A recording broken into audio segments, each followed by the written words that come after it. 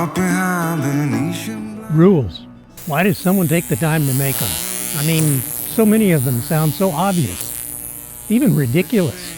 Do they think we're stupid? Hey, look at me, man, what I've become. I've been running. Oh yeah, we're going there, and it's gonna get nasty. Come on, let's go. What I thought was gone. So, before we jump off into this pool of controversy, I want to make sure that you know that this is a topic that comes up at almost every campsite we've ever gone to. Today I'm going to share 3 things that we believe that you do not need to do when you are camping. And then I'm going to share with you the one thing that you have to do at every campground and campsite. Okay, so let's dive right into number 1.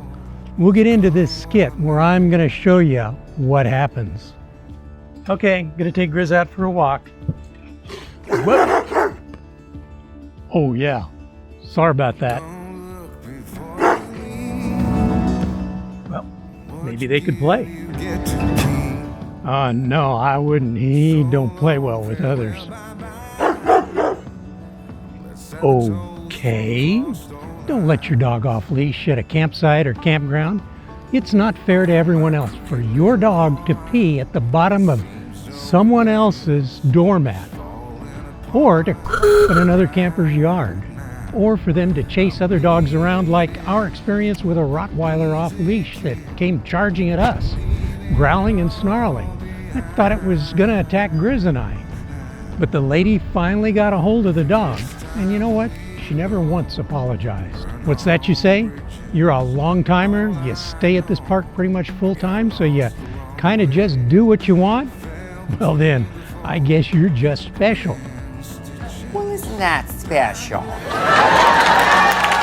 But wait, 99% of the cities and virtually all RV parks have either number 1, rules, or 2, laws regarding pets to be on leash, and not a flexi leash, but a 6-foot leash. And unless your dog is an ADA or state qualified service dog, you could be facing serious penalties.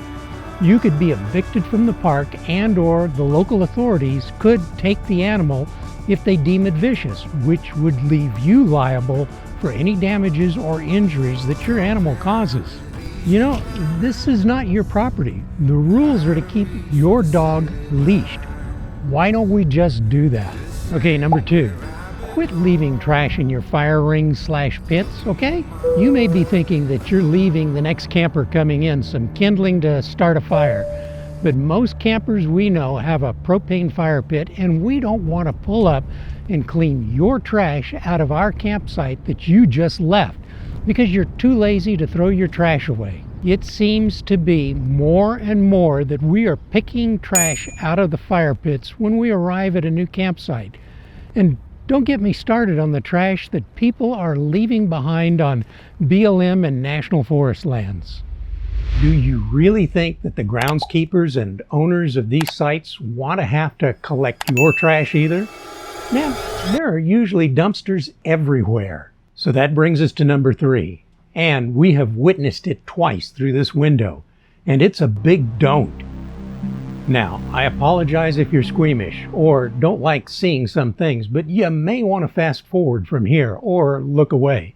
But number 3 is public urination. Did not happen. No. We have witnessed our neighbors 3 different times come out on our side of their camper and urinate with our grandkids sitting here watching TV and playing video games, turning around and seeing them. Yeah, in person doing that.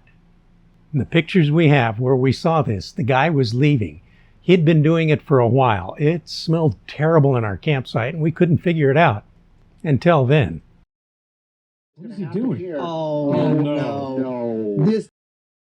When we finally caught him, I went straight down to the management, and the park staff came back with me, but by the time we got back, he had just left. They notified the rangers that worked on site. Management was furious and had a lot of choice words for this, and I use the term facetiously, gentlemen. and they are going to talk to him. They said that they are going to actually get in touch with him and have a conversation.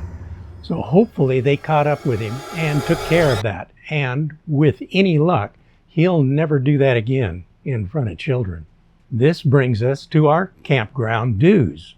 Our do is just one, and it's really simple. It's this: the rules, okay? This is our do's.